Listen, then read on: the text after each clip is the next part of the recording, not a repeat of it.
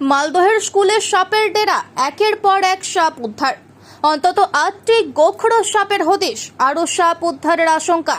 School চত্বরে নৈশ প্রহরীর ঘর এবং আশপাশ এলাকা থেকে একের পর এক সাপ উদ্ধার। মালদহ গার্লস হাই স্কুলের ঘটনা। প্রাথমিক থেকে উচ্চ মাধ্যমিক স্কুলে 1,500-এরও বেশি ছাত্রী রয়েছে। স্কুল চলাকালীন সাপ উদ্ধারের ঘটনায় চাঞ্চল্য।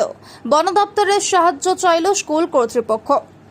স্কুলে ঝোপঝাড় ও অপরিচ্ছন্নতা নিয়ে উদ্বিগ্ন অভিভাবক ও এলাকাবাসী।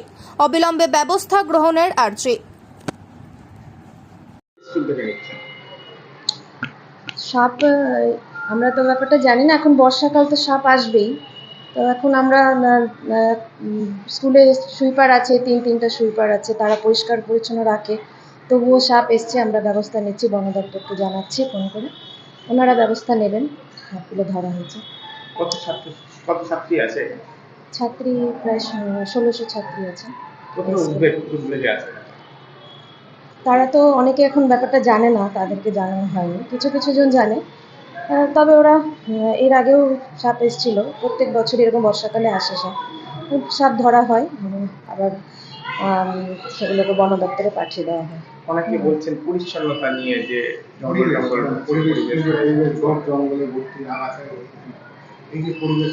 আগাছা তো সেরকম নেই, এখন ওই বড় বড় গাছ আছে, আগাছাগুলো আমাদের সপ্তাহে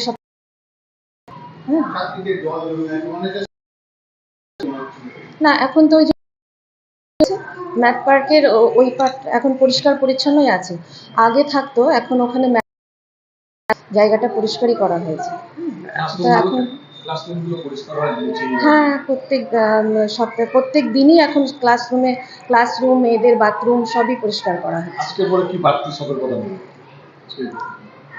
বাড়তি সতর্কতা বলতে ওই জায়গাটা যেখানে চারিদিক পরিষ্কার পরিচ্ছন্ন রাখতে হবে। আর আমরা খোঁজ খবর বন দপ্তরে জানাচ্ছি, ওনারা কি ব্যবস্থা করেন দেখি সাপগুলোকে ধরার জন্য। বা আরও যদি কিছু থেকে থাকে, কিছু তো ধরা হয়েছে, আরও যদি কিছু সেখানে থেকে থাকে আমরা তাদেরকে জানাচ্ছি, সেটার ব্যবস্থা নেব। আপনার নাম? আমার নাম টুম্পা মুখার্জি।